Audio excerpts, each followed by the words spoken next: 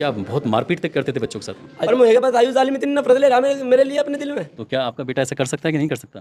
ना हमारा क्या लगा जो ना सा काम करोगा हमारा कुछ नहीं लगता। आपका बेटा क्या ऐसा कर सकता है कि नहीं नहीं? कर सकता, मेरा बेटा ऐसा कुछ नहीं कर सकता, मेरा बालक ऐसा नहीं कर सकता। अस्सलामु अलैकुम वरहमतुल्लाहि वबरकातुहू। नाज़रीन इकराम, स्वागत है आप तमाम दोस्तों अहबाब का हमारे यूट्यूब चैनल बरकती नेटवर्क में। दोस्तों, आज की इस वीडियो में मैं आपको एक ऐसी घटना के बारे में एक वीडियो दिखाने वाला हूँ जिस वीडियो को देखने के बाद कलेजा आ जाता है। शायद आप भी इस वीडियो को देखेंगे तो आपको भी बहुत ही हैरत होगी और ताज्जुब होगा। दोस्त, आप जानते हैं कि उत्तर प्रदेश के बागपत जगह पर एक मौलाना इब्राहिम साहब मस्जिद में इमामत करते थे और साथ ही साथ वो अपने परिवार के साथ यानी 2 बच्चों के साथ और अपनी अहलिया के साथ रहा करते थे। आप जान रहे होंगे, लेकिन उसकी हकीकत क्या है, कैसे वो घटना हुआ। दोनों बच्चों को कत्ल कर दिया जाता है, साथ ही साथ उसकी अहलिया को भी मार दिया जाता है। तीनों के तीनों के साथ गलत सलूक किया जाता है और आत्महत्या कर दिया जाता है। इसके पीछे कारण क्या था? तो उस्मान सैफ़ी साहब जो एक चैनल चलाते हैं, उस्मान सैफ़ी सफ़र उसका चैनल है, उसी चैनल से मैंने इस वीडियो को डाउनलोड किया है। तो मैंने इरादा किया कि इस वीडियो में आपको भी दिखा देता हूँ, क्योंकि हकीकत जो है खुल गई है, हकीकत सामने आ चुकी है कि इसके पीछे कारण क्या था, वजह क्या थी, किसने ये काम किया। देखिए आप इस वीडियो में। नमस्कार, आदाब, सत श्री अकाल। मैं उस्मान सैफ़ी। आज हम हैं उत्तर प्रदेश के ज़िला बागपत का एक थाना लगता है दोघट, और दोघट थाना क्षेत्र का एक गांव लगता है गागनौली। गागनौली में जो शेख वाली बड़ी मस्जिद है, वहाँ पर मुफ्ती साहब की बीवी का और उनकी 2 बेटियों का कत्ल हो जाता है। और ये वही गली है। और आप हैं दोघट थाने के SHO, नाम है सूर्यदीप सिंह जी। तो इन्हीं से जानने की कोशिश करेंगे कि आखिरकार जब ये घटना का रिक्रिएशन किया था उन आरोपियों के द्वारा, कि कैसे कैसे उन्होंने घटनाक्रम को अंजाम दिया था। तो यही पूरा घटनाक्रम जानने की कोशिश करते हैं SHO साहब से। Sir please. जी। ये मस्जिद है, इसके 2 पोर्शन हैं। ऊपर के पोर्शन में जो मुफ्ती साहब हैं वो अपने परिवार के साथ रहते हैं, इसके ऊपर में। और एक पोर्शन यहाँ पे है, यहाँ पे भी बैठ के बच्चे पढ़ाई कर लेते हैं। और ये इधर हाथ धोने का टॉयलेट। और यहाँ जो CCTV कैमरे हैं, एक कैमरा ये है यहाँ, ये जो है सैफ़ी साहब ये उसे कवर करता है जीने को, जो मस्जिद की छत पे जा रहा है। और एक कैमरा ये हमारा वो है जहाँ पे इन सारे कैमरों का DVR रखा हुआ है अंदर। अच्छा। जहाँ पे इनका सेटअप था DVR का। तो जो 2 बच्चे थे जो यहाँ पे जूनियर हाई स्कूल में पढ़ते थे, यहीं पे ही 8th क्लास में, और वो यहाँ पे भी आगे पढ़ाई लेते थे उनसे। तो वो पहले आए, उनकी जो है इन्होंने 2 बार पिटाई कर दी थी पहले। जो उनमें जो बड़ा था उसकी पिटाई कर दी थी, और जो छोटा वाला था उसकी 1 ही बार करी थी, बड़े की 2-3 बार कर दी थी। इनकी जो वाइफ थी उन्होंने भी 1 बार उसे डांट दिया था। इस बात को ये जो है बहुत ज़्यादा मन से लगाए हुए थे। तो उस दिन इन्होंने ये बात इनके मुंह से सुन ली मुफ्ती साहब के, कि मैं जो है देवबंद जाऊंगा, वहाँ पे अफ़गानिस्तान का डेलीगेशन आ रहा है और मैं जो है उनसे जो है मिल के आऊँगा, क्योंकि ये जो हैं ये भी जो है मतलब देवबंद से ही जुड़े हुए हैं यहाँ पे मुफ्ती साहब जो हैं। तो इन लोगों ने प्लान बना लिया कि आज जो है ये यहाँ पे अकेली रहेंगी और हमें जो है इनके साथ ये वारदात करनी। उसके बाद इन दोनों ने 12 बजे के आसपास इस कमरे में गए, और जब ये निकले तो वो जो है बंद कर दिया DVR। अच्छा, वो जो ये अंदर जाता है बच्चा, तो वो कौन से कैमरे में आ जाता है? उससे पहले DVR बंद करने से पहले वो बच्चा इधर से जाता है छत पे। अच्छा। छत पे यहाँ खड़ा था पहले। उसने देखा, फिर यहाँ से गया छत पे। तो 13-14 मिनट बाद वो फिर वापस आया। वो छत पे रहता है? हाँ, और फिर वापस आके यहाँ खड़ा हो गया, फिर अंदर जाके उसने वो बंद कर दिया। इस बात का इसराना को पता नहीं चल पाया था कि वो ऊपर आया? वो मैं अभी आपको जो ऊपर जाके वहाँ की जो वास्तविक स्थिति है वो दिखाता हूँ। अच्छा। एक बार यहाँ से दिखाई देते हैं कि वो यहाँ से कैसे गए।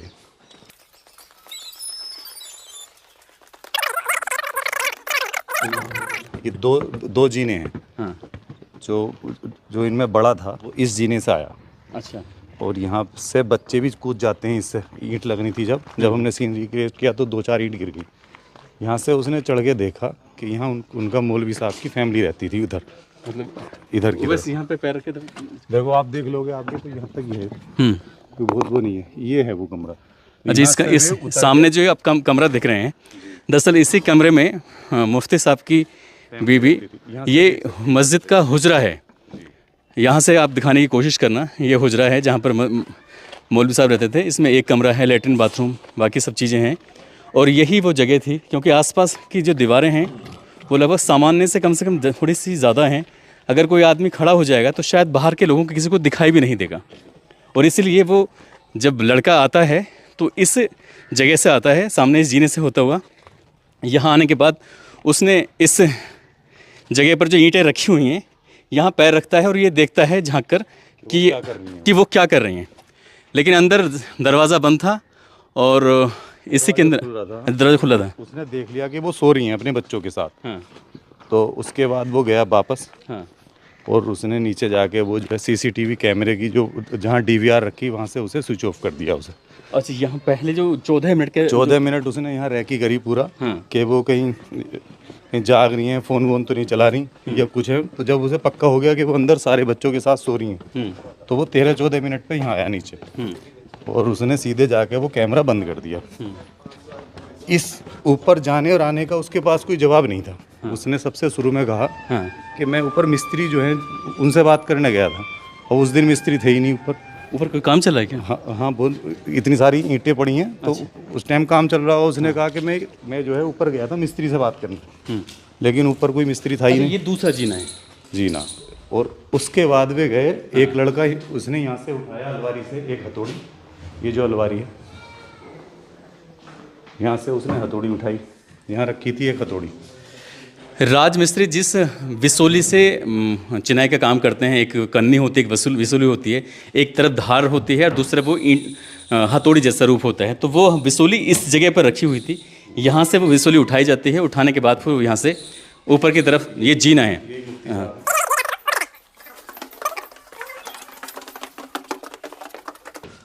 वो यहाँ से आए। ये मस्जिद का हुजरा है, जिस हुजरे की अभी हम बात कर रहे थे। हुजरा यानी कि कमरा। इस कमरे में मौलाना साहब अपनी अहलिया के साथ यहाँ रह रहे थे। उनकी 2 बेटियाँ होती हैं। और बड़ी हैरान करने वाली बात यह है कि जो मुफ्ती साहब की अहलिया यानी कि उनकी बीवी करीब 5 या 6 महीने की गर्भवती भी थी जब उनके साथ ये हादसा हुआ है। तो यही मौलाना साहब हैं। हाँ, तो एक लड़का उसका साथ के आया फिर अंदर वाले जीने से, जो छोटा वाला था वो फिर स्विच ऑफ करके यहीं से ही आया उतर के, इस खाट पे पैर रख के। यहाँ पे उसके खून के भी निशान है। अच्छा, थे उस दिन वो। अच्छा, ये ब्लड के निशान। हाँ, यहाँ से लिए थे, उधर भी लगा। अच्छा, यहाँ लगा हुआ है। तो ये तो मेरे ख्याल से 7-8 फीट से ज़्यादा होगी वो तो ना, ज़्यादा ऊंची नहीं है। इस पे पैर रख के आराम से जाया जा सकता है। फिर यहाँ से चढ़ जाते हैं कुछ बच्चे। अच्छा, इस पे चढ़े और उधर से उतर गए। तो फिर वो आया यहाँ पे उनके साथ और इसका साथी यहाँ से आ गया, वो इधर से आया, हथौड़ी ले गए। ये देखो, ये रूम है, अभी भी यहाँ पे काफ़ी ब्लड है। एक बार अंदर जाके वो यहाँ लेट रही थी। अच्छा, वो यहाँ पे लेटी हुई थी इसराना। एक बच्चा उनका यहाँ लेटा हुआ था। इसराना यहाँ पे लेटी हुई है। एक बच्चा इधर था और जो छोटा बच्चा उनके साथ यहाँ था। और जो बड़ी बेटी थी वो इधर थी बेड पे। तो वो आया, उसने सीधे आके उनके इसराना के सिर में मारा। तो ये देखो जो ब्लड है ये पहले हथौड़े का है। मतलब सोते हुए पे आके उसने हाँ, सीधा मारा। तो जब उनके सिर में लगा तो वो एक हथौड़े में नहीं मरी, उठ गई, उठ के यहाँ गिरी। तो उसने दूसरा यहाँ मार दिया। अच्छा, दूसरे हथौड़े पे भी इस तरह से रेंग के इधर चली गई। तो यहाँ उनकी बॉडी पड़ी थी, आधी अंदर आधी बाहर। अच्छा, इतने में ही जब 2 हथौड़े लगे तो बच्चे जग गए। तो जब बड़ी बेटी जगी तो उसने 2 मार दिए। उसने जो हथौड़ा था वो दूसरे को दे दिया। एक हथौड़ा उसके हमारा सिर में और जो छोटी वाली यहाँ सो रही थी उसके मारा। इतने जो बड़ा वाला था जिसने पहले 2 मारे, उसने यहाँ से चाकू उठाया, एक उनके घर गई और उनके गले पे 2 बार रेत दिया। अच्छा, अच्छा। रेतने के बाद वो आए बाहर और इधर बाथरूम में जाके उन्होंने हाथ धोए। इसी बाथरूम का इस्तेमाल भी किया था। और यहाँ पे भी उनके वो थे, उस टाइम निशान लग रहे थे। अच्छा, हाथ धोए अंदर जाके टंकी पे। हाँ। और आगे चाकू उसने इसके छत पे फेंक दिया ऊपर। चाकू यहीं से फेंक दिया। हाँ। और ये कर दिया बंद। हाँ। ताकि कोई नीचे से आए ना।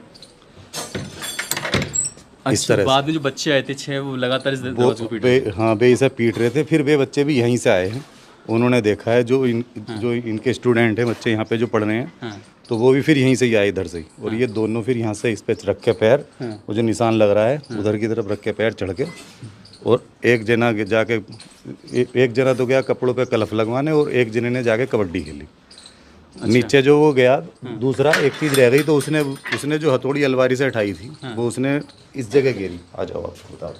अच्छा, वो हथियार मतलब जो आला कत्ल है वो एक तो छत पे फेंक दिया था, चाकू तो छत पे फेंक दिया, और जो हथौड़ी है मतलब विसोली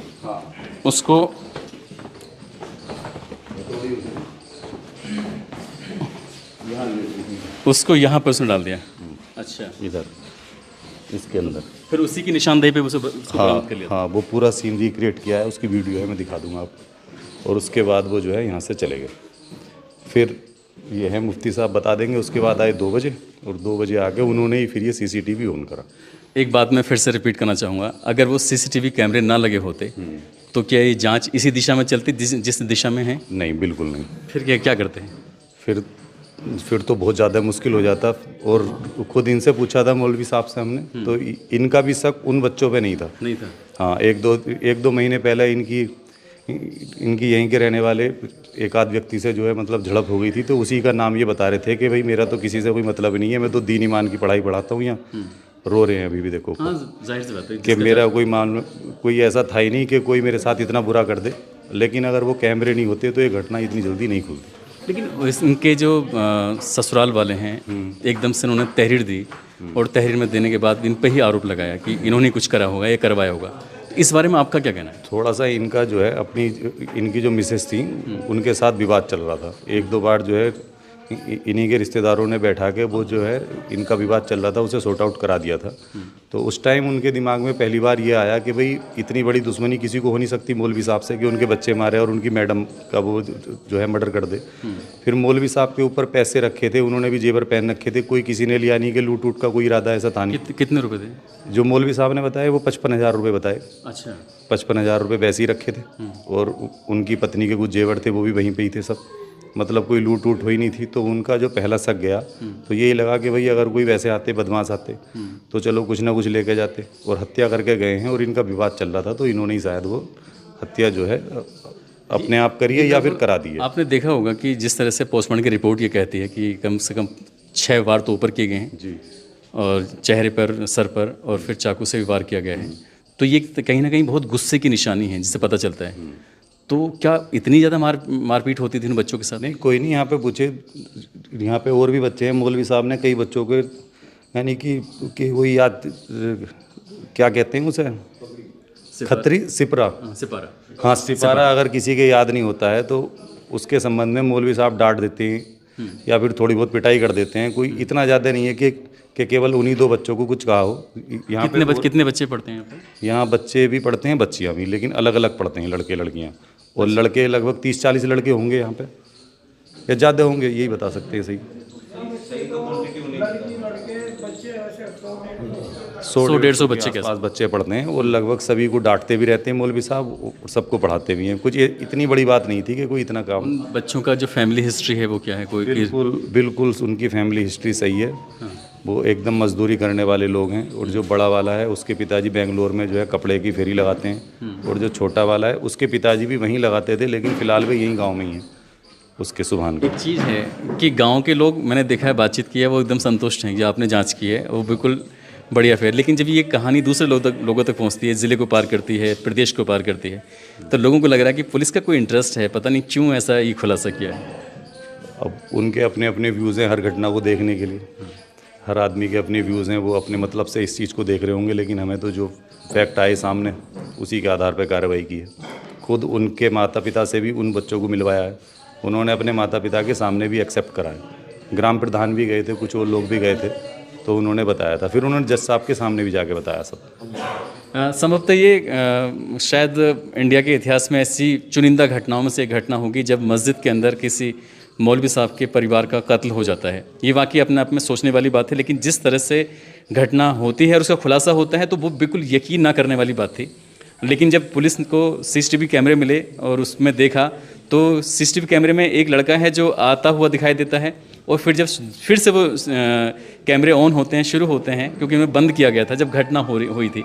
तो इस बीच में वो जाता हुआ भी दिखाई देता है। और एक दिलचस्प बात और है कि जब ये करीब 2:30 बजे के आसपास का वक्त रहा होगा, एक बच्ची, उसकी मम्मी का मोबाइल गुम हो गया था, तो वो ये देखने के लिए कि मोबाइल कोई लेके तो नहीं चला गया है, तो वो सीसीटीवी कैमरे देखने के लिए आई थी यहाँ पर। इसी बीच में जो लड़का था जिसने कैमरे को बंद किया था, उसी लड़के ने उस लड़की को डांटते हुए कहा कि फ़िलहाल यहाँ पर कोई नहीं है, तुम यहाँ से चले जाओ।